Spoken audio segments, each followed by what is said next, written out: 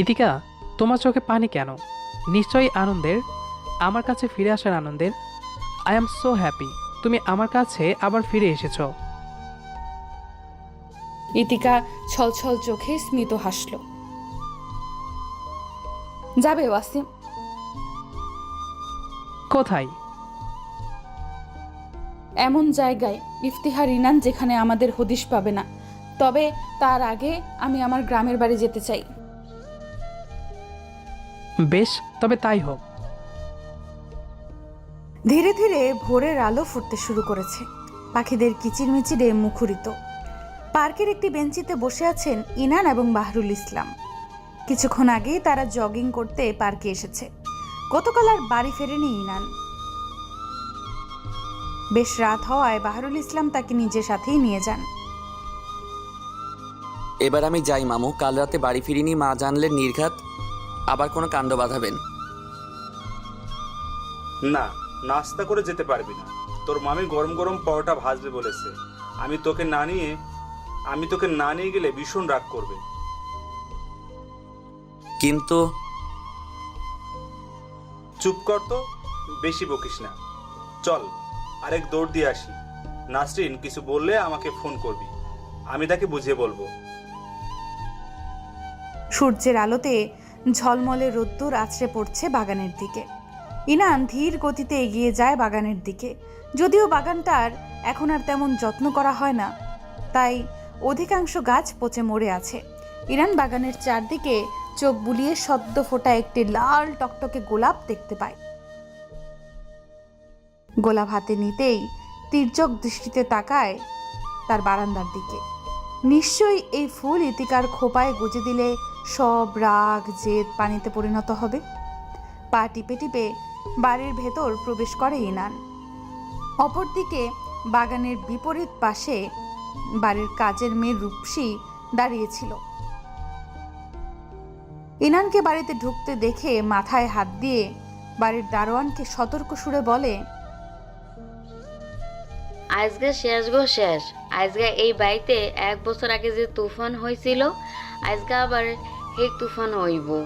এদিকে ভাবি নাই গো নাই, এটা শুনলে ইনান ভাইয়ের অবস্থাটা কি হইব বুঝবার পারছেন ভাই? বাড়ির পরিবেশ একদম নিরিবিলি। ইনান তার বেডরুম, বারান্দা, ছাদ সবটা ঘুরে অবশেষে রান্নাঘরে পা বাড়ায়। মা কেমন আছো? ভালো। ইনান রান্নাঘরে একবার চোখ বুলিয়ে নেয়। ইতিকাকে না দেখতে পেয়ে কিঞ্চিত কপালে ভাঁজ পড়ে। মা ইতিবউ কোথায়? জানি না। জানি না মানে? সারাদিন সে তোমার সাথেই থাকে আর তুমি বলছো তুমি জানো না? আমার সাথে কি ফাইজলামি করছো? কথাটা ইনান একটু জোরেই বলল। দেখ, তোর সাথে আমার মা ছেলের সম্পর্ক, অবশ্য এই যে তুই আমার নারী ছেড়া ধন, এইটুকুই, এর বেশি কিছু না। তুই তোর মর্জি মতো চলিস, আমি আমার মতো। তোর সাথে ফাইজলামি করার ইচ্ছে কিংবা সময় আমার নেই। কথা এত পেঁচানোর মানে কি? যা বলবে সোজাসাপটা বলবে। নাসরিন ঘুরে দাঁড়ায়। কান্নার ফলে দু চোখে আরক্ত হয়ে আছে। চোখ ফুলে গেছে খানিকটা। দীর্ঘশ্বাস ছেড়ে ইনানের চোখে চোখ রেখে বলে, ইতিকা চলে গেছে কাল রাতেই। চলে গেছে মানে কি? ইনানের কটাক্ষের স্বর। কাল সে বলেছিল এমন বন্দি জীবন তার ভালো লাগছে না, তাকে এবার অন্তত মুক্ত দেওয়া হোক। কাল কি এমন হয়েছিল যার কারণে ইতিকা চলে যাবে বাড়ি ছেড়ে? তুই তার কথা অবমূল্যায়ন করলি কেন? মেয়েটা রাতে অনেক কান্নাকাটি করেছে, আমি তাকে সোজাসুজি বলেছি। তাকে বাড়িতে যখন আমি এনেছি তখন মুক্তটাও আমি করে দিলাম। আর যদি ইচ্ছে হয় তবে থাকুক এই বাড়িতে, ইচ্ছে না হলে চলে যেতে পারে। তারপর সে চলে যায়, চাইলে বাড়ির সিসি ক্যামেরা চেক করে দেখতে পারিস। মা। ইনান ধমকে উঠলে রাগটা হঠাৎ করেই মাথায় চড়ে বসেছে। কাকে রেখে কাকে গণধোলায় দেবে বুঝতে পারছে না সে। মিসেস নাসরিন চুপচাপ হাতের কাজ সারছেন। যেন ইনানের দিকে মন দেওয়া সবচেয়ে জঘন্যতম কাজ। মা তুমি জানো ওয়াসিম বাইরে ওত পেতে আছে। একবার যদি ইতিকাকে পাই তবে তবে কিচ্ছু ভাল লাগছে না। নাসরিন এবার প্রতি উত্তর করলো না, তিনি তার কাজেই ব্যস্ত। ইনান দ্রুত বাড়ির বাইরে বেরিয়ে আসে। মেঝেতে পড়ে আছে একটু আগে ছিঁড়ে নেওয়া সেই ফুলটা। মিসেস নাসরিন মেঝেতে ফুলটা দেখে ঠোঁট বাঁকিয়ে হাসে। চাইলে তোর জীবনটাও এমন রঙিন ফোটা ফুলের মতো পবিত্র করতে পারতি, কিন্তু তুই বকে গেছিস। নিকশ কালো রাতের আধারে ডুবে আছে শহরখানি। 12 তলার বিল্ডিংয়ের ছাদে বসে শ্যাম্পেইনের বোতলে চুমুক দিচ্ছে ইনান। অলিদ তার পাশে বসে আছে থুতনিতে হাত দিয়ে। আর কত গিলবি, এবার তো থাম, নিচে চল, ঘুম আসছে আমার। অলিদের কথায় ঘুরে তাকায় ইনান। তার পাশে শ্যাম্পেইনের বোতলটা ছুঁড়ে মারে রাগ নিয়ে। সঙ্গে সঙ্গে বিকট শব্দে ভেঙে যায় বোতলটি। তরাক করে লাফিয়ে ওঠে অলিদ। আব্বে শালা কি করছিস? মারবি নাকি আমায়? তোর ঘুম আসছে? অদ্ভুত, তোর ঘুম আসছে? আমি গত 3 দিন নির্ঘুমে আছি, এখন আমার ঘুম আসছে না? আমার ইতি বউ কোথায়? তার হদিস এখনো পেলাম না আমি। নিশ্চয়ই অসীম নিয়ে গেছে তাকে, এর বাইরে আর কোনো অপশন নেই। কেননা অসীম ছেলেটাও গত 3 দিন থেকে নিখোঁজ। আর ভাবি এই শহরটা চেনে না, একমাত্র অসীম ছাড়া তাকে কেউ সাহায্য করবে না। চিরুনির তল্লাশি চালিয়েও খুঁজে পেলাম না। অদ্ভুত। ওয়াসিমের সঙ্গে যদি কোনো কিছু সত্যি সত্যি হয়, সে যদি ওয়াসিমের সঙ্গেই যায়, তবে কসম কলিজা টেনে ছিঁড়ে ফেলবো। বেয়াদব মেয়ে, সাহস দেখে আমি অবাক হচ্ছি, আমাকে বয়কট করে এক্স নিয়ে ভেগে গেছে। ইনান মাতাল ভঙ্গিতে কথাগুলো বলে আরেকটা শ্যাম্পেইনের বোতল ছুঁড়ে ফেলে। অলিদ জানে ইতিকা কোথায় আছে, তাই নিশ্চিন্তে দিন কাটাচ্ছে সে। এতদিন ইনানের পাগলের মতো অবস্থা দেখে বেশ মজা নিয়েছে অলিদ। অন্তত এই ছেলেকে কবজা করতে ইতিকার পালিয়ে যাওয়াটাই মোক্ষম ছিল। ইনানকে রাগাতে মুখ খুলল অলিদ। তুই এত রেগে যাচ্ছিস কেন? তোর জন্য মেয়ের অভাব হবে না, অন্তত আরেকটা বিয়ে করতে পারবি। যে গেছে যেতে দে, ইতিকাকে মুছে ফেল মন থেকে। অন্ধকারের ঝাপসা চোখে অলিদের অবস্থান বোঝার চেষ্টা করছে ইনান। অবশ্য কয়েক মিনিটে খুঁজেও পায়। তৎক্ষণাৎ ক্ষুধার্ত বাঘের ন্যায় ঝাঁপিয়ে পড়ে অলিদের উপর। হঠাৎ আক্রমণে মেঝেতে গিয়ে ঠেকে দুজনে। অলিদের মেরুদণ্ড যেন ভেঙে চুরমার হয়ে গেছে। অসহ্য ব্যথায় আর্তনাদ করার আগেই ইনান তার গাল চেপে ধরে। সাহস কম না তোর? আমার বউ আমি ছাড়বো মানে কি? এমনি এমনি বিয়ে করিনি, তাকে চাই বলে করেছি। আরে ছাড় শালা, যদি এতই দরদ থাকতো তবে সেদিন ইতিকার কথা রাখলি না কেন? বাড়ির বাইরে গেলি কেন? তার উপর মিথ্যা বলেছিস তুই মিটিংয়ে আছিস, কিন্তু তুই গোপন আস্তানায় ছিলি। অলিদের কথায় হাতের বাঁধন আলগা হয়ে যায় ইনানের। ইতিকা জানলো কি করে আমি মিটিংয়ে যাইনি, গোপন আস্তানায় গেছি?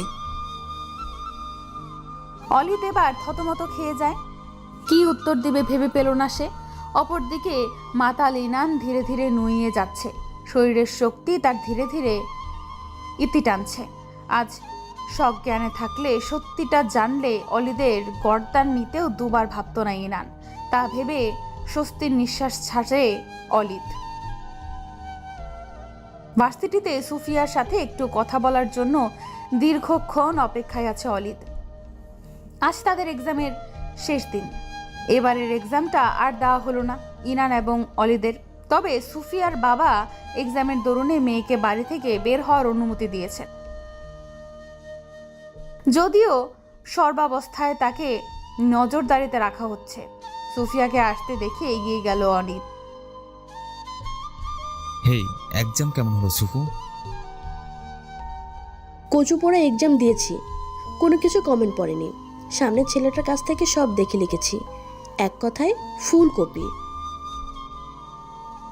বাহ বাহ, এই তো আদর্শ স্টুডেন্ট। তোরা মাইয়ারা এটা ভালোই পারিস। এক্সাম হলে আমাদের মতো অবলা ছেলেদের একটু মিষ্টি কথা বলে পটিয়ে সুন্দরভাবে পুরো খাতাটা কপি করতে পারিস। অলিদের কথায় তেতে উঠল সুফিয়া। ঠাটিয়ে 2 চড় দেব। তোর মতো নাকি রে আমি? আমি ভালো স্টুডেন্ট, বাট এক্সামের আগে পড়তে পারিনি, তাই এমন দশা। সুফিয়ার কথার মাঝে এগিয়ে এলো সুফিয়ার গাড়ির ড্রাইভার। আপা, দেরি হয়ে যাচ্ছে, বাড়ি চলুন, স্যার আবার রেগে যাবেন। সুফিয়া কিছু বলার আগেই অলিদ আপাতমস্তক ছেলেটাকে দেখে নিল। দেখেই বোঝা যাচ্ছে অবিবাহিত ছেলে। অলিদ সুফিয়ার হাত টেনে পিছিয়ে নিয়ে ছেলেটার সামনে নিজে এগিয়ে আসে। আপনার স্যার কোথায়? অফিসে আছেন, আমাকে বলল আপাকে নিয়ে যেতে। বাড়ি ফিরবে কখন তোমার স্যার? মিটিং আছে, বেশ রাত করেই ফিরবেন। তোমার বউ আসছে নাকি গার্লফ্রেন্ড? এবার অলিদের প্রশ্নে থতমত খেয়ে যায় ছেলেটি। চোখ ছোট করে সুফিয়ার দিকে একবার তাকিয়ে আবার অলিদের দিকে তাকায়। গার্লফ্রেন্ড আছে? বাহ বাহ, বেশ ভালো। তোমার স্যারের ম্যাডামকে ফোন করে আমি বলে দেব ওনার মেয়ে আমার সাথে আছে, আর স্যারকে তুমি ফোন করে বলবে সুফিয়া আপাকে তুমি বাড়ি পৌঁছে দিয়েছো। বুঝতে পেরেছো? কিন্তু কোনো কিন্তু নয়, এই 1000 টাকা রাখো, গার্লফ্রেন্ড নিয়ে আজ ঘুরতে যাও, আর যা শিখিয়ে দিয়েছি সবটা বলবে। এবার ফুটো এখান থেকে। ছেলেটি বড় বড় পা ফেলে চলে যায়। অপরদিকে সুফিয়া আহাম্মক বনে তাকিয়ে আছে অলিদের দিকে। তুই ছেলেটাকে 1000 টাকা দিয়ে দিলি? তোর কি টাকা বেড়ে গেছে নাকি? না, আমার টাকা বাড়বে কেন? আমার আবার অত টাকা পয়সা নেই। 1000 টাকার নোটটা তোর ছিল। মানে? অলিদ সুফিয়ার দিকে পার্সটা ছুঁড়ে দেয়। এই নে তোর পার্স, তোর ব্যাগ থেকে নিয়েছি, আর টাকাটাও তোর ছিল। সুফিয়া পার্সটা হাতে নিয়ে অলিদের পিঠে কিল বসায়। লেকের পারে বাদামের খোসা ছাড়াতে ব্যস্ত অলিদ। বেশ যত্ন নিয়ে বাদামের খোসা ছাড়িয়ে সুফিয়ার হাতে তুলে দিচ্ছে, যেন এটাই তার বর্তমানে একমাত্র কাজ, আর কাজটি সঠিকভাবে পালন না হলে বিশেষ কোনো ক্ষতি হয়ে যাবে। সুফিয়া অলিদের হাত থেকে বাদাম নিয়ে ভ্রুযুগল কিঞ্চিত কুচকে বলে, ঘটনা কি? আজ এত আদর আদর ভাব? আমি আমার হবু বউকে আদর যত্ন করেছি, তাতে তোর কি? এবার অবজা। কথাটি মনে মনে বলে ঠোঁট টিপে হাসে অলি। এই কথা তার সামনাসামনি বলার সাহস নেই। অলিদ, উত্তর দিচ্ছিস না কেন? আর হাসছিস কেন? না, এমনি অনেকদিন পর আড্ডা দিচ্ছি, তাই আর কি। ইনান কোথায় রে? সে আছে ইতিকাকে খোঁজার জন্য, এদিক থেকে সেদিক পাগলের মতো ঘুরছে। শুনেছি আজ ওয়াসিমের সম্পর্কে হালকা পাতলা তথ্য পেয়েছে। ওয়াসিম যে সিলেট আছে সেটা আজ জানলো ইনান, তবে তার সাথে কি ইতিকা আছে কিনা তা জানতে পারেনি। ওয়াসিমের নামটা শুনতেই মুখটা ফ্যাকাশে হয়ে গেল সুফিয়ার। তবুও নিজেকে আবার সংযত করে প্রশ্ন ছুড়ে দেয়, আচ্ছা, আমরা কি ইনানের ভালো করছি নাকি মন্দ? ছেলেটা যে রাত দিন এক করে মেয়েটাকে খুঁজছে, আর আমরাই যে ইতিকার ব্রেন ওয়াশ করে ওকে পালিয়ে যেতে সাহায্য করেছি, বিষয়টা যদি সে জানে তবে? বুঝতে পারছিস তুই? ভুলেও এই কথা মুখ থেকে বার করবি না শুভু। ইনান চিলের চোখ দিয়ে ঘুরে, বলা তো যায় না, আমাদেরও সন্দেহের তালিকায় ফেলে দেবে। হ্যাঁ ঠিক। শোন, ইতিভাবে বাড়ি থেকে সেদিন রাতেই বেরিয়ে যায়।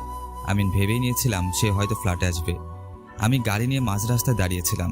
আমি ভেবে রেখেছি দেখা তো হবে, তখন এক ব্যবস্থা করব, কিন্তু তিনি উল্টো পথে হেঁটে গেলেন। আগে ওয়াসিমের সাথে যোগাযোগ করে তার বাড়িতে পৌঁছে যায়। সেদিন রাতে দুজনে গ্রামে চলে যায়, আর ইতিভাবে ওয়াসিমের কাছে 7 দিন সময় চেয়েছে গ্রামে থাকার, আর ততদিন গা ঢাকা দেবেন তিনি। ওয়াসিম তো খুশিতে গদগদ হয়ে কাজের সূত্রে সিলেট চলে গেছে। 7 দিন পর ইতিকা ওয়াসিমের সঙ্গে যেদিকে দু চোখ যায় চলে যাবে। কিন্তু বোকা ওয়াসিম তো জানে না তার বাবা সাহাবুদ্দিনকে আমি আগে সব কিছু জানিয়ে দিয়েছি, আর তাই তিনি কৌশলে তাকে সিলেট পাঠিয়ে দেয়। আর ইনান যদি ইতিভাবে সত্ত্বে রাজি থাকে তবেই সে বাড়ি ফিরবে। যদি ইনান নিজের মামুর কথায় এবারও টক্কর দেয় তবে আমাদের আর কিছু করার নেই, আমরা ইতিকাকে আড়াল করে দেব। ইব্রাহিম আঙ্কেল বলেছেন তার বন্ধুর বাড়িতে পাঠিয়ে দেবেন। আমি জানি তুই আঙ্কেল আন্টি সবাই ইতিকার বিষয় জানিস। যদি খবরটা ইনান পায় তবে কি হবে? আরেকটা অশান্তি শুরু হবে, তবে যা হচ্ছে হতে দে। প্রভাতের আলো ধীরে ধীরে বৃদ্ধি পাচ্ছে। দেখি স্বচ্ছ জলে পা ডুবিয়ে বসে আছে রমণী, দু চোখে তার উদাসীনতা, কোনো কিছু পাওয়ার অভিলাষ যে তাকে মুচড়ে দিচ্ছে ভেতরটায়, তা প্রকাশ করতে পারছে না সে। বিস্তীর্ণ দিঘিটায় ফুটে আছে কচুরিপানার ফুল। দেখি শেষ প্রান্তে আকাশ চিরে বেরিয়ে আসছে উত্তপ্ত রক্তিম লালের দিনমণিটা। সেদিকে উদাস দৃষ্টিতে তাকিয়ে আছে রমণী। দিঘির জলে দুপা নাড়িয়ে তৃপ্ত হচ্ছে বারংবার। মাথায় ঘোমটাটা সরিয়ে কোমর সমান ঢেউ খেলানো চুলগুলো একপাশে আঁচড়ে রাখে। এই সময় এই দিকটায় কেউ আসে না বললেই চলে। গ্রামের বাড়িটায় উঠান শেষে একটা বড় পরিষ্কার পুকুর আছে, সেই পুকুরটা ব্যবহার করে সবাই। অপরদিকে এই দিঘিটি ইতিকার ফুফির ঘর থেকে কিছুটা দূরেই। দিঘির পাড়ে বেশ কয়েকটা পাটাতন রয়েছে, যার কারণে ইতিকার বসতে বেশ সুবিধাই হয়। ওয়াসিমের কাছ থেকে 7 দিনের সময় নিয়েছে ইতিকা, যার মধ্যে 5 দিন পূর্ণ, আজ 6ঠ দিন শুরু। অপরদিকে ইনান প্রায় 4 বার এসেছে এই বাড়িতে। প্রতিবারই ইতিকা পালিয়েছিল রান্নাঘরে, ভাঙা আলমিরাটার পেছনে। সেই ইনানের কাছে কিছুতেই ধরা দেবে না, তবে ইনানকে যে তার চাই, খুব করে চাই। দিঘির জলে হাত ভেজালো ইতিকা, উদাস কণ্ঠে একটি গান আওড়ালো। প্রেমে পরা বারণ, কারণে অকারণ, আঙুলে আঙুল রাখলে ও হাত ধরা বারণ। আচমকা ইতিকা অনুভব করে তার উন্মুক্ত পিঠে কেউ ঠোঁটের স্পর্শ করেছে। উত্তেজিত হয়ে কিছু বলার আগেই ব্যক্তিটি পেছন থেকে তার 2 বাহু চেপে ধরে এবং গভীরভাবে অধর ছোঁয়াতে থাকে। মেয়েটি উপায়ন্তর না পেয়ে ঝাঁপিয়ে পড়ে স্বচ্ছ দিঘির জলে। বেশ দূরে না যাওয়ায় মাটির স্পর্শ পায় সে। তৎক্ষণাৎ দাঁড়িয়ে কপালের দিকে আছড়ে পড়া চুলগুলো পেছনে ঠেলে হন্তদন্ত হয়ে তাকায়। সামনে তাকিয়ে মানবটিকে দেখে বাক্যহীন কিংকর্তব্যবিমূঢ় সে। গত কয়েকদিন যখন নিজের বউকে খুঁজতে খুঁজতে পাগলের মতো অবস্থা, তখন নিরুপায় হয়ে আবারও গ্রামে ফিরে আসে ইনান। এবার বাড়িতে সোজাসুজি প্রবেশ না করে পেছনের রাস্তা দিয়ে প্রবেশ করে। হঠাৎ চোখে পড়ে দিঘির পাটাতনে বসে আছে একটি মেয়ে। তাকিয়ে দেখে অনাবিল দিঘির জলে, তাকিয়ে আছে অনাবিল দিঘির জলে। দূর থেকেই ইনান চেনে নেয় এটাই তার ইতিবউ। বেশ কিছুক্ষণ ইতিকার পাশে শব্দহীন বসেছিল সে। যখনই ইতিকা গান আওড়ালো, নিজেকে আর স্থির রাখতে পারল না। উন্মুক্ত পিঠে মাথা নুইয়ে অধর স্পর্শে ব্যস্ত সে। ইতিকার প্রশ্নের উত্তর দিল না ইনান। হলুদ বর্ণের সূর্যটা ধীরে ধীরে আলো ছড়িয়েছে ব্যাপক। হলুদ কমলার মিশ্রিত আলো ইতিকার চুলে গায়ে ছুঁয়ে যাচ্ছে যেন আদুরে ভাবে। দেখলেন ইতিবউ চলে গিয়ে কি লাভ হলো? সেই তো আমি আপনার সামনে হাজির। ইতিকা এখনো নিজেকে স্বাভাবিক করতে পারেনি। অবাক চোখে তাকিয়ে আছে বিভৎস পুরুষটার দিকে। উঠে আসুন, আমাদের বাড়ি ফিরতে হবে। আমি আপনার সঙ্গে কোথাও যাব না। আমি আমার ভিটে মাটিতে পড়ে থাকবো। সিরিয়াসলি আপনার ভিটেমাটি? আপনার ফোপাফুপিকে এক ইশারা করলে এক্ষুনি বের করে দেবে। তার থেকে ভালো উঠে আসুন, সম্মানের সাথে আমার বাড়িতে নিয়ে যাব। সম্মান তো একবার ভাঙেননি, বারবার ভেঙেছেন। আপনাকে শর্ত দিয়েছি, বাইরে এভাবে চলাফেরা বন্ধ করুন। বাবার ব্যবসায় হাত লাগান, অযথা নিজের পায়ে নিজেই কুড়াল মারছেন। এত কথা শুনতে চাই না ইতি বউ, চলুন আমার সাথে। যা করেছেন তার জন্য আপনাকে মাফ করেছি, এটাই অনেক। যাব না আমি। আপনার যেদিকে ইচ্ছে আপনি চলে যান, আর আমায় শান্তিতে বাঁচতে দিন। শান্তি? আমায় ছাড়া না আপনার শান্তি হবে আর না আমার শান্তি হবে। উঠে আসুন। উঠবো না। আমি কি চাপ দেব? আমি কিন্তু সাঁতার জানি। ইতিকা উঠল না। সে এখনো দৃঢ়ভাবে দাঁড়িয়ে আছে। ইনান ইতিকার কাণ্ড বুঝতে পেরে পাটাতনে বসে আছে। অপরদিকে ইতিকা ঠোঁট বাঁকিয়ে সাঁতার কেটে একটু মাঝামাঝিতে চলে যায়। ডুব সাঁতারে পানি থেকে লাফিয়ে উঠতেই ইতিকার দিকে তাকিয়ে ইনান বাক্রুদ্ধ হয়ে যায়। এ যেন জলপুরি। সর্বাঙ্গ দেহে জলে টইটুম্বর, নাক ঠোঁট চুইয়ে চুইয়ে পানি টপ টপ করে পড়ছে দিঘির জলে। ইতিকা চুলগুলো পেছনে ঠেলে সূর্যের দিকে তাকায়। কিছুটা এগিয়ে এসে কচুরিপানার ফুল ছিঁড়ে কানে গুজে নেয়। ইনান তার দিকে তাকিয়ে বিড়বিড় করে বলে, আমার সর্বাঙ্গ সুন্দরী বউ, এত স্নিগ্ধ এতটা কোমলমতি তোমায় আগে লাগেনি। আজ তো আমার দিঘির অগাধ জলের উপরে ঈর্ষা হচ্ছে। আমার কোমলমতিকে ছোঁয়ার ভাগ্য তার হয়েছে, অথচ আমি কে? আমাকে রাখে দূরে আড়ালে তার ভালোবাসার আবডালে। ইতিকা ঘুরে তাকিয়ে ইনানকে উদ্দেশ্য করে বলে, ফিরে যান, আমি ফিরবো না আপনার সঙ্গে। আমার কি একটাই অপরাধ, আমি মামুর সঙ্গ দিচ্ছি বলে? যদি বলি হ্যাঁ তাই, আপনি আপনার মামুর সঙ্গতা ছেড়ে দিন। আমি কিন্তু আত্মীয়তা ছাড়তে বলিনি, সির্ফ সঙ্গতা, রাজনীতি, মারামারিগুলো ছাড়তে বলেছি।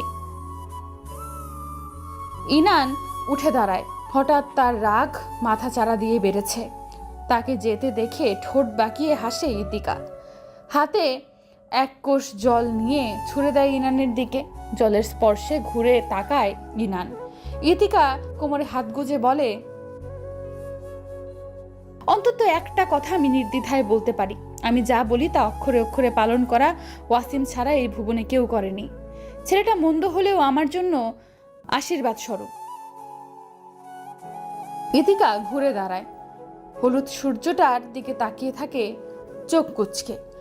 অপরদিকে ইনানের কাছে ইতিকার কথাগুলো ছিল আগুনে ঘি ঢালার মতো। রাগে হন্তদন্ত হয়ে মাঝপথে থেমে যায় ইনান। পকেটে বেশ শব্দ করে ভাইব্রেট হচ্ছে ফোন। নাসরিনের নাম্বার দেখে দ্রুত ফোন রিসিভ করে সে। হ্যাঁ মা, বলো কি হয়েছে? তোর মামু আংটি নিয়ে বেশ কয়েকজন মুরব্বি নিয়ে আমাদের বাসায় এসেছে। আজ নাকি তোর আর রুমুর এঙ্গেজমেন্ট হবে। ইতিকা যেহেতু চলেই গেছে, তবে আর দেরি নয়, রুমুর সাথে তোর বিয়ে দিতে চায় ভাইজান। তোর বাপ রেগে বোম হয়ে আছে। আমার শেষ কথার এক কথা, মা হয়ে ছেলের খারাপ চাইবো না। ইতিকা ছাড়া এ বাড়িতে অন্য কেউ বউ হয়ে এলে তোকে আমি ত্যায্যপুত করতে দুইবার ভাববো না। আমি আমার ভাইকে বিশ্বাস করি না, এটা মাথায় রাখিস। নাসরিন খট করে ফোনটা কেটে দিলেন। একের পর এক ঝামেলা তাকে বিষিয়ে তুলছে। ইতিকাকে ছাড়া সে থাকতে পারবে না। অপরদিকে আজ একা বাড়ি ফিরলে ঝামেলায় পড়বে। কি করবে সে? তার মায়ের বলা শেষ কথাটা ভাবিয়ে তুলছে তাকে। ইনান অরিদের নাম্বারে কল করে কিছুটা স্থির কণ্ঠে বলে, আমি ইতিবউকে ছাড়া থাকতে পারবো না। আমার এখন কি করা উচিত? বলেদের মতো কথা বলিস কেন? এসব ভংসং ছাড়, ইতিভাবিকে নিয়ে থাক, দেখবি সুখে থাকবি। ইনান ফোন অফ করে আবারও দিঘির পাড়ে যায়। ইতিকা অন্যদিকে মুখ করে কচুরিপানার ফুল ছিঁড়তে ব্যস্ত। ইতিবউ, আমি যদি আপনার সব কথা মেনে নেই তবে কি ফিরে আসবেন? অবশ্যই। তবে বেশ, কবুল, আপনার সব শর্ত কবুল। ইতিকা ঘাবড়ে গেল। হঠাৎ ইনানকে এত নার্ভাস লাগছে কেন? ইনান ছটফট করে পানিতে নেমে যায়। ইতিকাকে ইশারা করে এগিয়ে আসতে। ইতিকাও জড়বস্তুর ন্যায় মুঠো ভর্তি কচুরিপানার ফুল নিয়ে এগিয়ে এলো ইনানের কাছে। ইনান ফুলগুলো নিজ হাতে তুলে নেয়। ইতিকার দিকে তাকিয়ে জোরে জোরে শ্বাস ছাড়ে। ফুলগুলো বাড়িয়ে এক গাল হাসি দিয়ে বলে, হাজারটা জড়তা হলে আমি আপনার কাছে আমার জীবন সমর্পণ করিলাম ইতিবউ। দ্বীপ্রহরে নীল আকাশটা হঠাৎ কালো মেঘে ঢেকে আছে, তার সাথে ভারী বর্ষণ। আধার পরিবেশে ক্ষণে ক্ষণে শোনা যাচ্ছে মেঘের গুম গুম শব্দ। ইনান শার্টের হাতা ভাঁজ করে বারান্দা থেকে মাথা তুলে একবার আকাশটা দেখে নিল। না, বৃষ্টি থামার নাম নেই। আজ যেন আকাশ উত্তাল হয়েছে ধরণী ভিজিয়ে সতেজ করার বাহানায়। সকালে ইতিকাকে নিয়ে বাড়ি ফিরতে চাইলেও ইতিকার ফুফা ফুফি কিছুতেই বাড়ি ফিরতে দিলেন না। তারা দুপুরে খাওয়া দাওয়ার আয়োজনে মত্ত হয়ে উঠলেন। আধার গ্রহণ শেষে শহরে যাওয়ার জন্য প্রস্তুত হচ্ছিল ইতিকা। হঠাৎ ভারী বর্ষণ শুরু, তারপরেই তারা বন্দী। একটা কথা ছিল। ইতিকার ভরাট কণ্ঠ শুনে ঘুরে তাকায় ইনান। ইতিকা দাঁড়িয়ে আছে জড়সড় হয়ে। বলুন। ওয়াসিম কোথায় আছে কিছু জানেন কি? গত 3 দিন তার কোনো খোঁজ পাচ্ছি না। ওয়াসিম নামটা শুনতেই ইনানের সর্বাঙ্গ যেন ঈর্ষায় জ্বলে পুরো ছারখার হয়ে যায়। এত মায়া কেন ছেলেটার জন্য? কিসের এত আকুলতা? আপনার তো দেখছি সবার জন্যই মাথা ব্যথা হয়, একমাত্র আমি ছাড়া। ইনান শান্ত সুরে কথাটা বললেও তার কণ্ঠে যে কতটা রাগ মিশ্রিত আছে তা ইতিকা ভালোভাবেই বুঝে নিয়েছে। সে হালকা করে ঢোক গিলে ইনানের দিকে তাকালো। আসলে তার সাথেই গ্রামে এসেছি, এরপর 2 দিন কথা হয়েছে, গত 3 দিন কোনো কথা হয়নি। তাই তাছাড়া সে আমার উপকার করেছে, আর তার খোঁজ খবর যদি আমি না রাখি বেইমানি হয়ে যাচ্ছে না বিষয়টা। ইতিকার সহজ স্বীকারোক্তি, তবে রাগ লাগলো ইনানের। 2 হাতের মুঠো করে এগিয়ে গেল ইতিকার দিকে। ইতিকা মাথা নুইয়ে 2 কদম পিছিয়ে যায়। তাদের অবস্থানের মাঝে আর সামান্য ব্যবধান আছে বলা চলে। ইনান বাজখাই গলায় কিছু বলার আগেই সেখানে উপস্থিত হয় ইতিকার সমবয়সী ফুফাতো বোন মিহি। ইতিকা, আম্মা তোকে ডাকে। ইতিকা ইনানকে ঠেলে সরে যায়, দ্রুত মাথায় ঘোমটা টেনে বারান্দায় পার করে ঘরে প্রবেশ করে। মিহি থতমত খেয়ে তাকিয়ে আছে ইনানের দিকে। সে বুঝতে পারেনি ইতিকা এবং ইনান দুজনে এত কাছে ছিল। এইভাবে যদি বুঝতো তবে ভুলেও এদিকটায় পা বাড়াতো না। মিহি, এদিকে আসো। ইনানের ডাক শুনে স্থির হয়ে দাঁড়িয়ে যায় সে। কিছু বলবেন দুলাভাই? দুলাভাই ডাকটা শুনে মনে কেমন যেন উড়ু উড়ু করছে ইনানের। তার ঠোঁটের কোণে হাসির আভাস পাওয়া গেল। এক হাত কোমরে দিয়ে অন্য হাত দিয়ে সামনে থাকা চুলগুলো বেশ স্টাইল করে পেছনে সরিয়ে ঘুরে তাকালো সে। বুকের বাম পাশটায় আবেগী ভঙ্গিতে হাত দিয়ে নিজেও বিড়বিড় করে বলে, দুলাভাই। দুলাভাই কিছু বলবেন? ইনান আবারও ঘুরে তাকায়, হাত ইশারায় ডাকতে থাকে মিহিকে। আমাকে এত ভয় পাও কেন? সবসময় দূরে দূরে থাকো, অদ্ভুত। আমাকে দেখলেও ছুটে পালিয়ে যাও।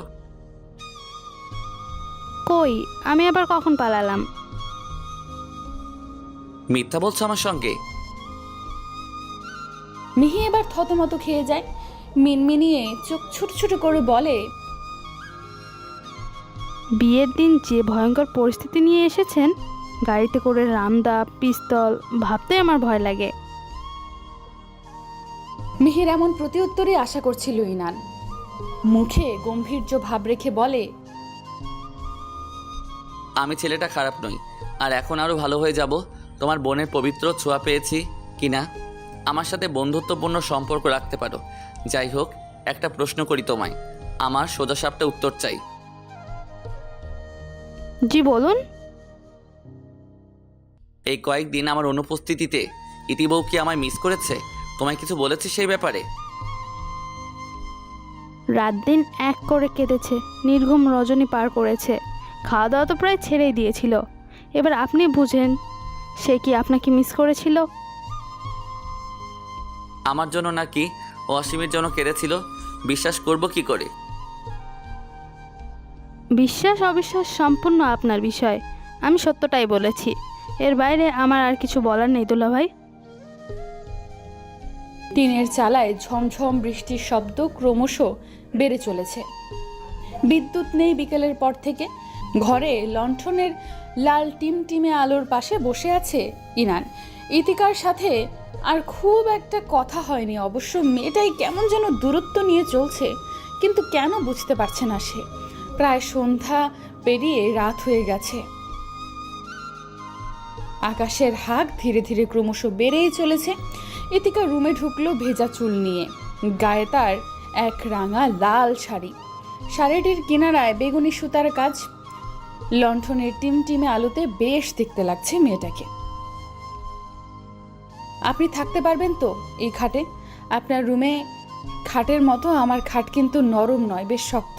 তাছাড়া টিনের ফাঁক দিয়ে ঠান্ডা বাতাস আসছে, স্যাঁতস্যাঁতে গন্ধ ছড়িয়ে আছে চারদিকে। আপনার থাকতে নিশ্চয়ই অসুবিধা হবে। আমি মাফ চেয়ে। ইতিকা কথা শেষ করার আগেই ইনান তার হাত টেনে কাছে বসিয়ে দেয়। ভেজা চুলগুলোতে হাত বুলিয়ে মত্ত হয়ে যায় ভেজা চুলের গ্রানে। ইতিকা চোখ বাঁকিয়ে তাকায় ইনানের দিকে। ছেলেটা যে এখন প্রমত্ত হয়ে আছে বেশ ভালোভাবেই বোঝা যাচ্ছে। কিছু বলছেন না যে? চুল ভেজা কেন? গোসল করেছো এই রাতে? না না, আসলে পুকুর পাড়ে গিয়েছিলাম একটা কাজে, ভিজে গেছি, তাই একেবারে পুকুর থেকে গোসল করে এসেছি। একা কেন গেলে? আমাকে নিয়ে যেতে, দুজনে একসাথে ভিজতাম। এটা আপনার শহর নয়, রোমান্টিক মুড নিয়ে আমাকে সহ ভিজবেন। এটা গ্রাম। আমরা স্বামী স্ত্রী হলেও সবাই কুবাত রটিয়ে দেবে। ইনান খানিকটা সরে গেল ইতিকার পাশ থেকে। থম মেরে বসে রইল হারিকেনের দিকে তাকিয়ে। ইতিকা বুঝতে পারছে না হঠাৎ কি হলো ছেলেটার। রেগে গেলেন কেন? আমি কি ভুল বলেছি? ওয়াসিমের সাথে যখন প্রেম করতে তখন কি তোমার গ্রামের মানুষ কুবাত রটায়নি? ইতিকা নড়ে উঠল। প্রতিটি কথার ভাজে ভাজে ওয়াসিমের কথা না তুললে মনে হয় ছেলের শান্তিই নেই। ওয়াসিমের সাথে আমার প্রেম গ্রামের সবাই জানতো। তাছাড়া আমাদের দেখা হতো খুব কম। যতবার দেখা করেছি মিহি দূর থেকেই আমাদের পাহারা দিয়েছে। আর একটা কথা, আপনার কথাবার্তার ধাঁচে অন্য কিছু প্রকাশ পাচ্ছে। আমি প্রেম করেছি এই না, সতীত্ব বিলীন করেছি। ওয়াসিম শুধু একবার আমার হাত ছোঁয়ার অনুমতি পেয়েছে, এছাড়া বেশি কিছু নয়। কথাগুলো শেষ করে উঠে চলে গেল ইতিকা। এখানে আর বসে থাকার মতো কোনো যুক্তি পেল না সে। টিনের ফাঁক দিয়ে হু হু করে ঠান্ডা বাতাস ঢুকছে রুমে। লণ্ঠনের টিমটিমে আলোতে তাকিয়ে আছে ইতিকা। দু চোখ ঘুমবিহীন, মাথায় চেপে আছে হাজারটা চিন্তা। পাশে শুয়ে আছে ইনান। বৃষ্টির গতিক থেমে গেছে প্রায় অনেকক্ষণ যাবৎ। দূর থেকে কানে আসছে আকাশের গুমগুম শব্দ। হঠাৎ দমকা বাতাস শুরু। লণ্ঠনের তেল ফুরিয়ে যাওয়ায় নিভে গেছে তৎক্ষণাৎ। আকাশের ডাক হঠাৎ প্রবলভাবে বৃদ্ধি পেয়েছে। মেঘের গর্জনে যেন পুরো ঘরটাই নড়ে উঠছে। ইতিকা ভয় পেয়ে যায়, আঁকড়ে ধরে গায়ের কাঁথাটা। আকাশের প্রতিধ্বনিকে মাতিয়ে ঝুমঝুম বৃষ্টি শুরু। গায়ে কাটা দিয়ে উঠল ইতিকার। অন্ধকার রুম, তার সাথে আকাশের এমন বিভৎস ডাকে দু আঙুল কানে গুঁজে দিল। তাতেও কোনো লাভ নেই। আজ বজ্রপাত যেন তাকে ভয় দেখাতে প্রস্তুত। এমন ভীতিকর পরিস্থিতিতে কান্নার মতো অবস্থা ইতিকার। আজ যদি পাশে মিহি থাকতো তবে তার হাতটা জড়িয়ে রাখতো, দুজনে মিলে কথার তালে ভয়টা কাটিয়ে তুলতো। তবে এখন পাশে আছে ইনান, যাকে সে চাইলেও ছুঁয়ে দিতে পারবে না, বলতেও পারবে না আমার ভয় লাগছে, জড়িয়ে নিন আমায় আপনার বক্ষ পিঞ্জরে। মানুষটার কি ঘুম পাচ্ছে? মানুষটা কি শান্তিতে ঘুমাচ্ছে? আকস্মিক অন্ধকার রুমটা বিদ্যুৎ চমকানিতে আলোকিত হয়ে যায়। আকাশ থেকে আছড়ে পড়ে বজ্রপাত। তৎক্ষণাৎ যেন কেঁপে ওঠে ধরণী। ইতিকা ভয় আড়ষ্ট হয়ে যায়। সহসা পেছন থেকে কেউ তার ঘাড়ে বেশ জোরেই দেয় টান। কিছু বুঝে ওঠার আগে ইনানের বক্ষপিঞ্জরায় আড়াল হয়ে যায় সে। ভয় পাবেন অথচ মুখ ফুটে বলবেন না, বললে কি জাত চলে যাবে? ইতিকা কথার উল্টো পিঠে আর কথা খুঁজে পেল না। কিছু বলতে যাবে তার আগেই কপালে অনুভব করে উষ্ণ ছোঁয়ার। ইনান বেশ গভীরভাবে তার কপালে অথর ছুঁয়ে দিয়েছে। যখনই ভয় পাবে, একা একা লাগবে, নিঃসঙ্গতায় ভুগবে আর কাঁদতে ইচ্ছে হবে, চলে এসো এই রক্তটা মানুষটার বক্ষস্থলে, যে তোমায় সঙ্গ দিতে সর্বদা প্রস্তুত।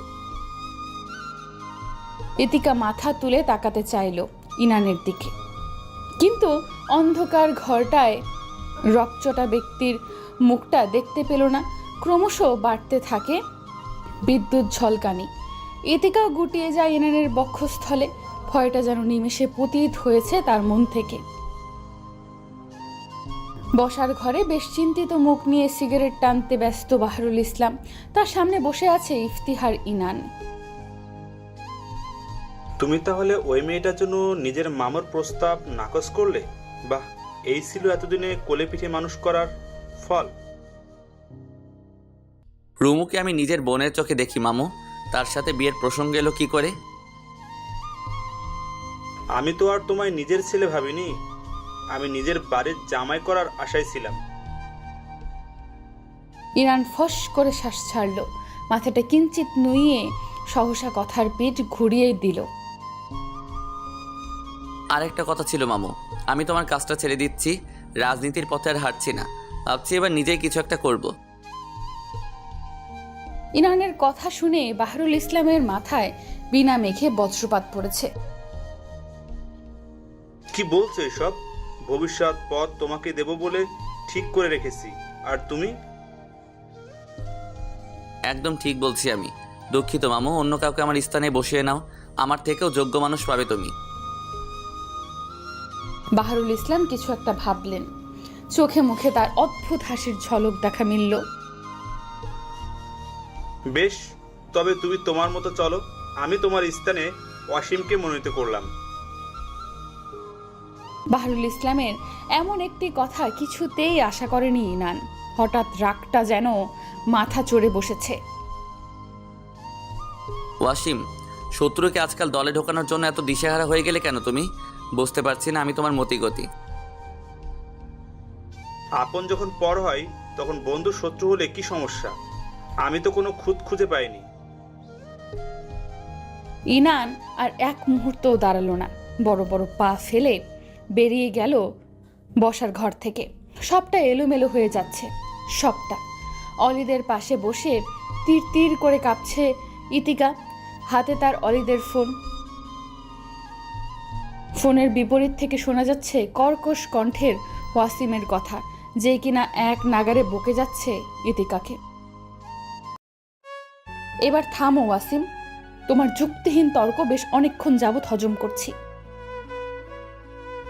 আমার কথা তোমার কাছে যুক্তিহীন? 7 দিন সময় চেয়েছো তুমি, আমি দিয়েছিলাম, আর 6 দিনের দিন সুরসুর করে চলে আসলে ইনানের হাত ধরে।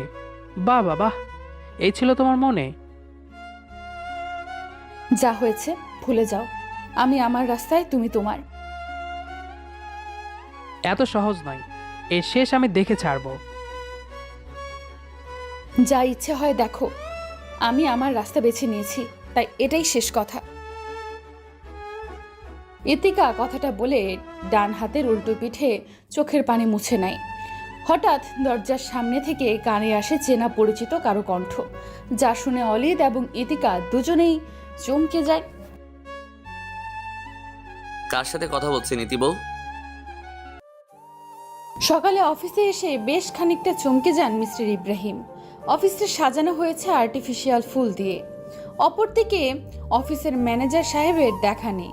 সবাই আজ কেমন যেন অদ্ভুত আচরণ করছে। তিনি সবকিছু উপেক্ষা করে নিজের কেবিনে প্রবেশ করেন। তৎক্ষণাৎ বেলুন ফাটানোর শব্দে কেঁপে উঠলেন।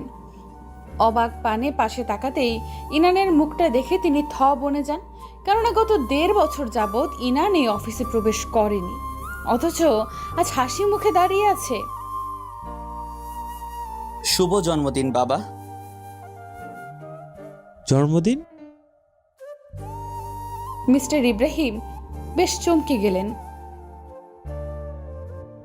বাবা, কাজের চাপে সব ভুলে গেলে আজ তোমার জন্মদিন, তাই স্বল্প আয়োজন করলাম। আসো আসো, কেকটা কাটো। ইনান তার বাবাকে টেনে টেবিলের সামনে দাঁড় করালো। ম্যানেজার ইশারা করতেই একে একে সব কর্মচারী সেখানে ভিড় জমায়।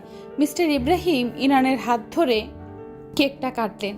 বেশ কিছুক্ষণ সবার সঙ্গে আনন্দ ভাগাভাগি করে সবাই সবার কাজে ফিরে যায়। তোমার প্ল্যানিং কি? হঠাৎ আমার অফিসে হানা দিয়েছো কেন? নিশ্চয়ই তোমার মামু পাঠিয়েছে আমার বিরুদ্ধে রেষারেষি করতে। বাবা, ভুল বুঝছো কেন? আমি রাজনীতি ছেড়ে দিয়েছি। শুধু রাজনীতি? তোমরা কি রাজনীতি করতে? তোমরা করতে মাস্তানি।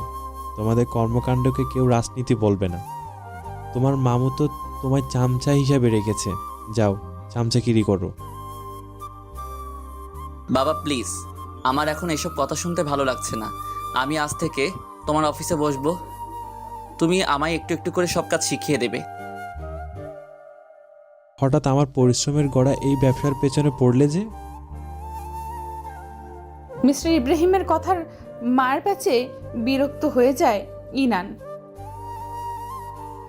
বাবা, আমাকে একবার সুযোগ দাও, আমি সবটা ঠিক করে দেব। বদলে যাব প্লিজ বাবা, একটা সুযোগ। তোমার কি ধারণা তুমি শান্তিতে বাঁচতে পারবে? আশেপাশে যা শত্রু আছে এবার হামলে পড়বে তোমার উপর। নিজেকে বাঁচানোর মতো কোনো পরিস্থিতি পাবে না তুমি। আর বর্তমানে সবচেয়ে বড় শত্রু তোমার মামু। তার অপকর্মের সবটাই তুমি জানো। আর তুমি মুখ খোলা মানে তার কত বড় ক্ষতি আশা করি বুঝতে পারছো। দেখো বাবা, যা হবে ভালোর জন্য হবে। আমি অস্ত্র জমা দিয়েছি, এই নয় যে অস্ত্র চালানো ভুলে গেছি। রাজনীতির পথ থেকে বেরিয়ে আসলেও আমি কিন্তু টেকনিক ভুলে যাইনি। বাই দ্য ওয়ে, আর দেরি করো না, তুমি দ্রুত বাড়ি ফিরে যাও বাবা। বাড়ি ফিরবো? কিন্তু কেন? আজ সারাদিন মায়ের সাথে ঘুরবে, যেখানে ইচ্ছে যাবে, কেউ বাধা দেবে না। দেরি করছো কেন? জলদি যাও। আমার অনেক কাজ আছে অফিসে, অন্যদিন যাব। বাবা, ম্যানেজার আঙ্কেল আমায় সব কাজ বুঝিয়ে দেবেন। তুমি যাও তো, দ্রুত বাড়ি যাও। ইনান দ্রুত তার বাবাকে নিয়ে অফিসের বাইরে চলে যায়। গাড়িতে উঠিয়ে ড্রাইভারকে ইশারা করে বাড়ির উদ্দেশ্যে রওনা দেওয়ার জন্য। মুহূর্তেই গাড়িটি শান বাজিয়ে ধুলো উড়িয়ে ছুটে চলে তার আপন গন্তব্যে। রাত প্রায় 12টা। অফিসের কাজ বুঝতে বুঝতে বেশ সময় চলে গেছে আজ ইনানের। কিছুক্ষণ পর ইনান লক্ষ্য করে তার পেছনে একটি ট্রাক তাকে ফলো করছে। বিষয়টি বুঝতে পেরে গাড়ির স্পিড বাড়িয়ে দেয় সে। মুহূর্তেই ট্রাকের স্পিডও বেড়ে যায়। ইনানের বুঝতে আর বাকি নেই শত্রুপক্ষকে একা পেয়ে তাকে মারতে চেষ্টা চালাচ্ছে। ইনান গাড়ির স্পিড বাড়িয়ে দিয়ে একটি 3 রাস্তার মুখে চলে গেল। গাড়ি ডানে ঘুরিয়ে পেছনের ট্রাক ড্রাইভারকে বোকা বানিয়ে বামে রাস্তায় সরিয়ে নিল গাড়িটি। মুহূর্তেই ফুল স্পিডে ইনান ট্রাক ড্রাইভারের নাগালের বাইরে চলে যায়। এবারের মতো নিজের জয় জেনে ঠোঁটের কোণে বাঁকা হাসি রেখে ফুটে উঠল তার।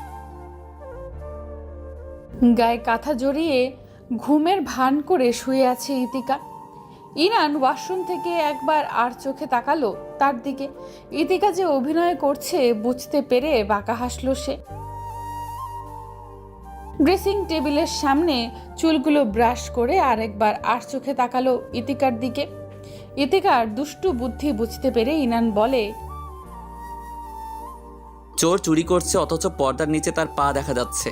অদ্ভুত, এতে আর চুরির মজা হলো? আপনি ঘুমিয়ে আছেন ইতি বউ, কিন্তু আমি আয়নায় আপনার জাগ্রত মুখখানা দেখছি। আশ্চর্য, এটা কি অতি ভালোবাসার টান? ইনান কথাটা বলেই ঘুরে তাকালো। ইতিকা কাঁথা আঁকড়ে ধরে ঠটকিছে হাসছে। ছেলেটা ঝটপট এগিয়ে গিয়ে কাঁথা সহ ইতিকাকে কোলে তুলে নেয়। আমায় লুকিয়ে দেখার কিছু নেই ইতি বউ। এই ঘরে তো আপনি ছাড়া আর কেউ নেই। আমাকে সামনাসামনি ভরা অনুভূতি চোখ নিয়ে দেখবেন। অন্তরালে লুকিয়ে প্রিয় মানুষটিকে দেখার অনুভূতি আর সামনাসামনি দেখার অনুভূতির মাঝে আকাশ পাতাল তফাৎ। আড়ালে এক দৃষ্টিতে আমি আপনার দিকে তাকিয়ে থাকব, খুঁটিয়ে খুঁটিয়ে দেখব, একটু লাজুক হাসব, যাকে বলে একপাক্ষিক অনুভূতি। আমাকে আমার মতো অনুভব করতে দিন। সামনাসামনি দেখলে কি হবে ইতি বউ?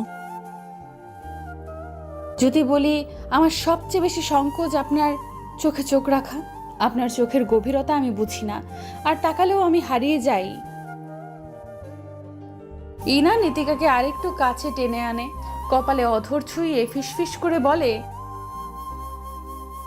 আমার চোখের দিকে তাকান। তাকাবো না। তাকাতে বলেছি আমি, তাকান। না, তাকাবো না। না তাকালে ফেলে দিব কিন্তু। দিলে দিন, তবু আমি তাকাবো না। 1 থেকে 3 গুনবো, তার মধ্যে না তাকালে সত্যি ফেলে দিব। 1। বললাম তো তাকাবো না। 2। তাকাবো না। 3। তাকাবো না। ইতিকা ভেবেছিল ইনান হয়তো তাকে ফেলে দেবে না, কিন্তু তার আশায় 1 বালতি জল ঢেলে দিয়েছে ইফতিখার ইনান। সঙ্গে সঙ্গে বিছানায় ছুঁড়ে ফেলে ইতিকাকে আকস্মিক ছুঁড়ে ফেলায় হকচকিত ইতিকা। কোমর যেন টান পড়েছে, ব্যথায় সঙ্গে সঙ্গে ভ্যা ভ্যা করে কেঁদে উঠে সে। ইনানের শতবিদ ফিরতেই ইতিকার পাশে শটান হয়ে শুয়ে পড়ে। একদম নাটক করবে না ইতি বউ। আমার বিছানা নরম তুলতুলে, পড়লে কারো কোমর ভাঙবে না, আমি নিশ্চিত। আমি ব্যথা পেয়েছি। একটু ব্যথা পাওয়াই যায়, সমস্যা নাই। তোমাকে না কাল নতুন ক্লাসে ভর্তি করালাম, 10ম শ্রেণীতে উঠেছো, মন দিয়ে পড়ো। এসএসসিতে আমি ভালো জিপিএ চাই। পড়বো না আমি? আপনি আমায় ব্যথা দিয়েছেন। না পড়লে ছাদ থেকে ছুঁড়ে ফেলে দেব। বুড়ি মেয়ে, বয়স তো কম না, 18 হয়ে গেছে, অথচ এই সময় 10মে পড়ছো, লজ্জা লাগে না? লজ্জা লাগবে কেন? আমি কি ফেল করেছি নাকি? আমি আমার দারিদ্রতার কারণে পড়তে পারিনি। যাই হোক, সরে যান, আমি ঘুমাবো। তুমি ঘুমালে আমাকে খাইয়ে দেবে কে? ইনান কথাটি বলেই উঠে দাঁড়ায়, তোড়ঝোড় করে ইতিকাকে কোলে নিয়ে রুম থেকে বেরিয়ে যায়। ভালোবাসা খুনসুটি জড়িয়ে কেটে গেছে প্রায় 3 মাস। ইতিকা ইনানের সম্পর্ক এখন গভীর। ইনান তার বাবার সঙ্গে সামলে যাচ্ছে অফিসের সব কাজ। অপরদিকে সুফিয়ার বিয়ের জন্য তোড়ঝোড় লাগিয়ে দিয়েছে তার বাবা। প্রতিটি বিয়ের পাত্রপক্ষকে সম্মানের সহিত বিদায় করেছে অলিত, যদিও বিষয়টি সুফিয়া নিজেও জানে না।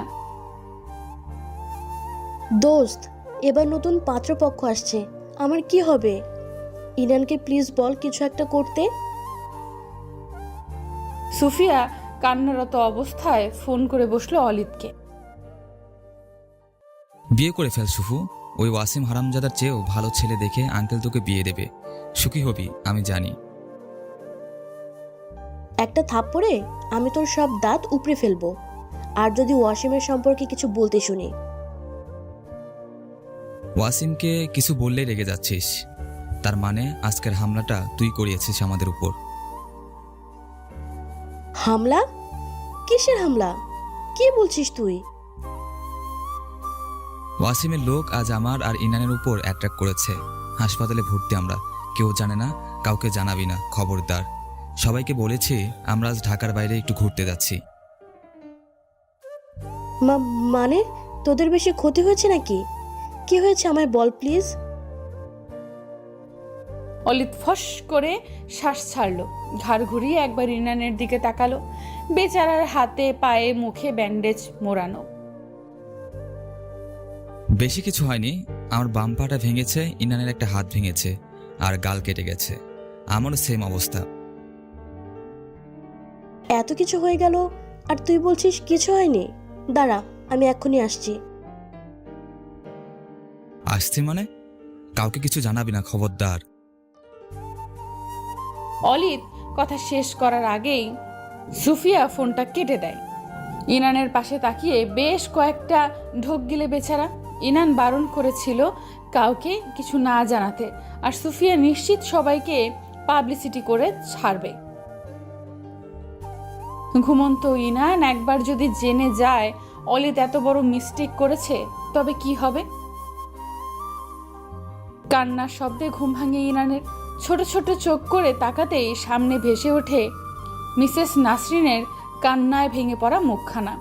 আর একটু ঘুরে তাকাতেই খেয়াল করে ইতিকাকে। মেয়েটি মুখে ওড়না গুজে চুপচাপ কেঁদে যাচ্ছে। অলিদের পাশে বসে আছে সুফিয়া। মিস্টার ইব্রাহিম গম্ভীর মুখ করে দাঁড়িয়ে আছে ছেলের দিকে তাকিয়ে। ইনান হতবাক হয়ে প্রশ্ন করে, তোমরা এখানে? ইনানের প্রশ্নে মিসেস নাসরিন ভীষণ রেগে গেলেন। ভেবেছিলি কি আমাদের মিথ্যা বলে পার পেয়ে যাবি? হাত পায়ের কি বিভৎস অবস্থায়! এমন অবস্থা তোর কে করেছে বাপ, বল আমায়। বাদ দাও মা, এসব যা হওয়ার হয়েছে। আমার কসম লাগে, সত্যিটা বল। আমার ছেলের গায়ে হাত তুলেছে, আমি কি করে চুপ থাকবো? আমার কলিজা পুড়ে যাচ্ছে, সেটা তুই বুঝবি না। শুধু শুধু এসব শুনে লাভ নেই, যা হওয়ার হয়েছে। চুপ কর তুই। অলিদ বাবা, তুমি বলো কে করেছে তোমাদের এই হাল? অলিদ চমকে উঠল। ইনানের দিকে আর চোখে তাকালে তার অন্তর কেঁপে ওঠে। ছেলেটা কেমন হিংস্র দৃষ্টিতে তাকিয়ে আছে তার দিকে। ইনানের চাহনি বুঝতে পেরে ধমকে উঠলেন ইব্রাহিম। অবশেষে সবার জোরাজোরিতে মুখ খুলল অলিদ। আঙ্কেল, আমাদের উপরে হামলা ওয়াসিমের লোক করেছে, আর বর্তমানে ওয়াসিমের দল আর বাহরুল ইসলামের দল একজোট হয়ে কাজ করছে। আশা করি বাকিটা আপনারা বুঝতে পারছেন। সন্ধ্যা পেরিয়ে গেছে। রাতের আকাশে আজ তারার দেখা নেই। বিষণ্ণ মন নিয়ে নিজের ভাইয়ের বাড়িতে প্রবেশ করলেন নাসরিন। চোখের কোণে জমে আছে চিকচিক জলকণা। তাকে দেখে এগিয়ে আসলো রুমু। ফুপুমা, তুমি হঠাৎ আমাদের বাড়িতে? কেমন আছিস? ভালো, তুমি কেমন আছো? ভালো। ভাবি, ভাইজান কোথায়? সবাই দুতলায় চলো আমার সাথে। না, ভাইজানকে নিচে আসতে বলো, আমার কিছু কথা আছে বলে চলে যাব। নাসরিনের বিষণ্ণ মুখের কথা শুনে চুপসে যায় রুমু। কিছু না, তোর বাবাকে ডাক। রুমু দাঁড়ালো না, ছুটে চলে যায় তার বাবাকে ডাকার জন্যে। কিরে, কেমন আছিস নাসরিন? ভালো থাকতে কি তুমি দিয়েছো ভাইজান? তোমার অশান্তির আগুনে পুড়ছি তো আজ বেশ কয়েক বছর। নাসরিনের সহজ স্বীকারোক্তিতে চোখ তুলে তাকায় বাহরুল ইসলাম। সিগারেটের ধোঁয়া উড়িয়ে তারা দেখিয়ে বলে, কি বলতে এসেছিস? তাড়াতাড়ি বল। সামনে নির্বাচন, আমার হাতে সময় নেই। আজ ইনানের উপর হামলা না করলেও পারতে। মায়াদয়া বলেও একটা কথা আছে। তোর ছেলে যা করেছে সেখানে আমি তো তাকে বেঁচে থাকার সুযোগ করে দিয়েছি। অন্য কেউ হলে এতক্ষণে কবরে পাঠিয়ে দিত। ভাই, তোমার পায়ে ধরতেও রাজি আছি, শুধু আমার ছেলের গলার কাটা হয়ে থেকো না। তুমি মুক্তি দাও তাকে এবার। থাকবো না, বন্ধুত্ব করে নেব আগের মতো, যদি রুমুকে তোর বাড়ির বউ করিস। সম্ভব না। আমারও সম্ভব না তোর ছেলেকে শান্তিতে থাকতে দেওয়া। তুই না আমার রক্তের ভাই, বেইমানি কি করে করিস? আচ্ছা, একটা অপশন দিচ্ছি। আব্বা মারা যাওয়ার আগে তোকে যে জমি আর বাড়িটা দিয়ে গেছে সেটা আমার নামে করে দে। বাহরুল ইসলামের এমন কথায় বিমূঢ় হয়ে গেলেন নাসরিন। ছি ভাইজান, অতীতের লোভ আপনাকে এখনো ছাড়েনি। সেই হিংসা এখনো কাজ করে আপনার মাঝে, যার দরুনে আব্বার দেওয়া শেষ স্মৃতিটুকু কেড়ে নিতে উঠে পড়ে লেগেছেন। ঠিক আছে, তাহলে তুই তোর ছেলেকে হারাবি, আমার কিছু করার নেই। তাকে আমি সেফটি দিতে পারবো না।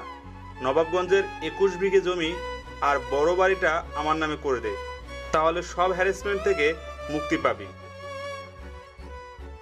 বেশ, দলিল তৈরি করুন, আমি প্রস্তুত আছি। নাসরিন উঠে চলে গেলেন। একবার পেছনে ঘুরে তাকালেন না বাহারুল ইসলামের দিকে। যদি তাকাতেন তবে ঠিকই বুঝতেন বাহারুল ইসলামের চোখে মুখে শয়তানি হাসির ঝলক। তুই এখানে? রান্নাঘরে কাজ সেরে পেছনে ঘুরে তাকাতেই রুমুকে দেখে হোঁচট খেলেন মিসেস নাসরিন। কতদিন হলো তোমাদের দেখি না ফুপুমা, আর ইনান ভাইয়াও আমাদের বাড়িতে আসে না, তাই চলে এসেছি। তাছাড়া ইনান ভাইয়ের বউকে এখনো আমার সামনাসামনি দেখার সৌভাগ্য হয়নি। রুমু থামলো। মিসেস নাসরিন এই প্রসঙ্গে আর কোনো প্রশ্ন করলেন না। তিনি রান্নাঘরের বাহানায় নিজেকে ব্যস্ত করে তুললেন। ফুপুমা, বল। সেদিন বাবার সাথে রাগারাগি করলে আর আমাদের বাড়িতে গেলে না। প্রায় 4 মাস তোমাদের সাথে আমাদের যোগাযোগ নেই। কি এমন হয়েছে ফুপুমা, যার কারণে তোমরা সবাই দূরে দূরে থাকছো? কিছু না রুমু, ইতিকা রুমেই আছে, তুই দেখা করে আয়। রুমু দাঁড়ালো না। হাই হিলের ঠক ঠক শব্দে সিঁড়ি বেয়ে উপরে চলে গেল। সেদিন বাহারুল ইসলামের সাথে তর্ক বিতর্কের পর কেটে গেছে 4 মাস। দুবাড়ির কারোর সঙ্গে এখন কারো যোগাযোগ নেই। বাহারুল ইসলামও থেমে গেছে, এখন আর ইনানের বিপক্ষে কার্যসিদ্ধি করেন না। অপরদিকে ওয়াসিম ও ইতিকার অপেক্ষায় নেই। সে মেতে আছে খালি মাঠে বিপক্ষ দল ছাড়া একাই জয় হাতড়ানোর লোভে। কি রে, কেমন আছিস ভাইয়া? দরজার পাশে রুমুর কণ্ঠ শুনে চমকে তাকায় ইনান। অফিসে যাওয়ার উদ্দেশ্যে তৈরি হচ্ছিল সে, তার পাশে দাঁড়িয়ে আছে ইতিকা। হঠাৎ তুই এই বাড়িতে? কতদিন হলো তোর সাথে আড্ডা দিচ্ছি না, তাছাড়া তোর বউকে এখনো দেখিনি। রুমু কোনো ভনিতা ছাড়াই রুমে প্রবেশ করে। ছিমছাম গরমে মাথায় ঘোমটা দিয়ে দাঁড়িয়ে থাকা একটি মেয়ের দিকে চোখ বুলায় সে। গায়ের রং খুব একটা ফর্সা নয়, তবে ফোলা ফোলা গাল দুটোতে তাকে কোমলবতী লাগছে।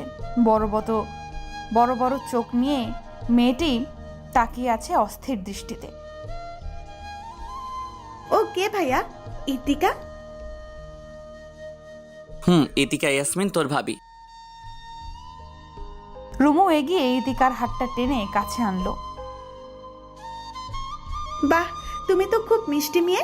এমনি এমনি এক ঢিলে 2 পাখি মারোনি। রুমুর কথায় চোখ ছোট করে তাকায় ইনান। ইতিকা রুমুর কথার মানে বুঝতে না পেরে মিনমিনিয়ে বলে, মানে? আহ, ঠাট্টা করছিলাম, তুমি তো ঠাট্টাও বুঝো না। তোরা থাক, আমি অফিসে গেলাম। ইদি বউ সাবধানে থাকবেন। ইনান শেষ কথাটি বলে বড় বড় পা ফেলে চলে যায়। অফিসে আজ তার বড্ড দেরি হয়ে গেছে। নীল সাদা মেঘে ঢেকে থাকা আকাশের দিকে এক চিলতে হাসি নিয়ে তাকিয়ে আছে ইতিকা।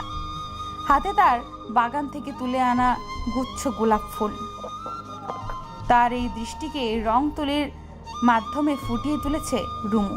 চারদিকে বাতাসের সনসন ধ্বনি, সূর্যি মামা যেন হেসে হেসে রোদের ঝলক দিচ্ছে ইতিকার চোখে মুখে। রুমু পোয়ার কতক্ষণ এভাবে থাকবো? সূর্যের রশ্মিতে চোখ জ্বালাপড়া করছে, আমার শরীরের চামড়া জ্বলে যাচ্ছে। এই, তুমি না গ্রামের মেয়ে? মফস্বল হলে মানা যেত। শুনেছি একদম অচুপাড়া গ্রামে তোমার বাড়ি। তাহলে ঝড় বৃষ্টি রোদ তোমার তো মানিয়ে নেওয়ার কথা। এত ভংচং করছো কেন? চুপচাপ দাঁড়িয়ে থাকো। রুমু কথাটি বলে মৃদু হাসল। সকাল থেকে আসার পর থেকে ইতিকাকে নানান বাহানায় হাসির তামাশার ছলে অপমান করছে সে। অবশ্য অপমানগুলো ইতিকার গায়ে লাগলেও রুমুর মতোই নিজেও হেসে উড়িয়ে দিচ্ছে। সকাল থেকে যে অপমানের ছলনাপূর্ণ অভিনয় শুরু, এখন শেষ বিকাল। নাও তোমার ছবি শেষ, আসো দেখে যাও। ইতিকা এগিয়ে গেল, মুগ্ধ হয়ে তাকিয়ে রইল ছবিটির দিকে। অদ্ভুত রকম সৌন্দর্য ঘিরে আছে ছবিটাতে। এত সুন্দর ছবি, আর আমাকেও একদম নিখুঁত লাগছে। সবটাই সুন্দরভাবে ফুটে উঠেছে ছবিতে। ইতিকা তৃপ্তির হাসি দিয়ে কথাটি বলল। রুমু রং তুলি ক্যানভাস গোছানোর কাজে লেগে পড়ে। আনমনে খানিকটার অবজ্ঞা সুরে ইতিকাকে উদ্দেশ্য করে বলতে থাকে, জানো ইতিকা, আমার একটা ফ্রেন্ড ইনান ভাইয়া বলতেই পাগল ছিল। এক কথাই যাকে বলে ঘোরতর পাগল। আমাদের বাড়িতে যখন ভাইয়া আসতো তখনই সে স্যুটে আসতো আর নানান বাহানা খুঁজতো কথা বলার জন্য, কিন্তু ভাইয়া তাকে পাত্তাই দিত না। মেয়েটা বুঝি খুব সুন্দর ছিল? অবশ্যই, ইনান ভাইয়ের পাশে দাঁড়ালে দুজনকে রাজ্যটুক লাগতো। তবে দেখলে মানুষের রুচি কতটা নিম্নমানের। ইনান ভাই শেষে কিনা তোমায় বিয়ে করলো, মাই গড। আর ওয়াসিম ভাই, সে নিজেও তোমার মতো সবার বিরুদ্ধে যুদ্ধ ঘোষণা করে দিছে। উফ, ভাবা যায় এগুলা?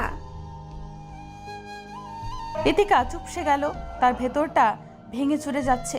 নিজের উপর নিজেরই বারংবার অপরাধ বোধ তৈরি হচ্ছে। আসলে আমার কি মনে হয় জানো ইতিকা, ওয়াসিমের উপর রাগ দেখিয়ে প্রতিশোধ নেওয়ার জন্য ইনান তোমাকে বিয়ে করেছে। এই যে বউ বর খেলছ, এটা জাস্ট একটা নাটক। সুযোগ সমেত তোমায় ছুঁড়ে ফেলে দেবে। প্রতিশোধ? কিসের প্রতিশোধ? তা আমি কি করে জানবো? কিছু একটা তো অতীত আছে তাদের মাঝে। শুনেছি তোমার কারণে নাকি রাজনীতি ছেড়ে দিয়েছে। আরে ইয়ার, যে ছেলে টানা 5-6 বছর এই লাইনে জড়িত, সে একটি মেয়ের কারণে সব ছেড়ে দেবে? অদ্ভুত। আর যাই হোক, আমার এসব বিশ্বাস হয় না। সংসার টিকবে কি টিকবে না তা নিয়ে আমার মাথা ব্যথা নেই। আমি গেলাম গো, সূর্য ডুবে যাচ্ছে। তুমি আবার ইনানকে কিছু বলো না। আপনি যান আপু। রুমু যাওয়ার আগে আলতো ভাবে ইতিকাকে জড়িয়ে ধরল। এ যেন কাটা গায়ে মলম মেখে সান্ত্বনা দিচ্ছে। রক্তিম আকাশটায় মৃদু বাতাসে গাছের পাতা দুলছে ইতিকার খোলা চুল। হাতের মুঠোয় থাকা লাল গোলাপের গুলো ছুড়ে দেয় আকাশের দিকে।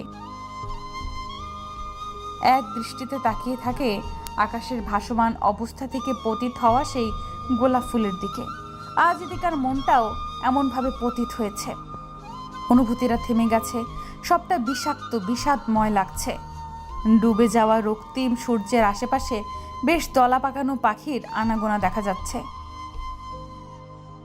তারা নিরে ফিরতে হবে ইতিকাকেও।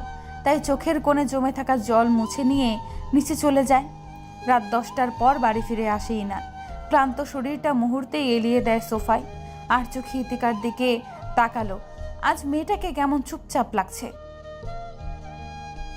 হয়তো পড়ছে তাই। ইনান ক্লোজেট থেকে জামা নিয়ে ওয়াশরুমে চলে যায়। ফ্রেশ হয়ে তোয়ালে দিয়ে মাথা মুছতে মুছতে দাঁড়ায় ইতিকার পাশে। পড়া শেষ হয়নি এখনো? না। আচ্ছা, পড়ুন। ইনান ক্লান্ত শরীর নিয়ে বিছানায় শুয়ে পড়ে। কিছুক্ষণ পর রূপসী এসে ডেকে যায় ডিনার টেবিলে যাওয়ার জন্য, কিন্তু ইতিকা খাবে না বলে নাকচ করে দেয়। তাতে বেশ খানিকটা অবাক হয় ইনান। আফা, আপনি সন্ধ্যার সময়ও কিছু খাইলেন না, এখনও ভাত খাইবেন না? খালাজান শুনলে আমার ধমকায় আবার পাঠাইব। আপনি খাইতে আইয়েন। আমি খাবো না, তুমি আম্মুকে বলে দাও। শরীর কি খারাপ আপনার? এমন ব্যারাজ হয়ে গেলেন কেন আজকে? তুমি যাবে নাকি আমি উঠে যাব পড়া ছেড়ে? ইতিকার কথার গম্ভীরতায় সন্দেহের বাতি জ্বলে ওঠে ইনানের মনে। ইনান রূপসীকে চলে যাওয়ার জন্য ইশারা করতেই সে চলে যায়। ইনান উঠে এসে ইতিকার সামনে দাঁড়ায়। খাবে চলুন, পরে পড়লেও চলবে। খাবো না আমি, খিদে নেই। হঠাৎ খিদে নেই কেন? কার সাথে কি খেয়েছে? আপনার খাওয়ার হলে আপনি খেয়ে আসুন, আমার সাথে জোরাজোরি করবেন না, জোর জবরদস্তি আমার ভালো লাগছে না আর। ইতিকা যতটা সহজে কথাটা বলে দিয়েছে ঠিক ততটাই সহজে কথাটা হজম করতে পারল না ইনান। ইতিকার দিকে বিমূঢ় হয়ে তাকিয়ে আঙুল নাচিয়ে শান্ত সুরে বলে, আমি ছাদে যাচ্ছি, ঠিক 10 মিনিট পর ফিরে এসে তোমায় যেন রুমে না দেখি। নিচে যাবে, সবার সঙ্গে ডিনার টেবিলে বসবে। শুনশান নীরবতার আকাশ, নিয়ন বাতির আলোয় আলোকিত চারদিক। দূর থেকে কোথায় যেন স্লো ভলিউমে গান চলছে। ইনান ভালোভাবে পরিবেশটা খুঁটিয়ে খুঁটিয়ে দেখে অলিদকে ফোন করে। এত রাতে ফোন করেছিস, কোনো সমস্যাই না? ইতিকা কেমন যেন বিহেভ করছে, আমার সন্দেহ লাগছে। রুমু আজ এই বাড়িতে এসেছিল, নিশ্চয়ই গন্ডগোল পাকিয়েছে।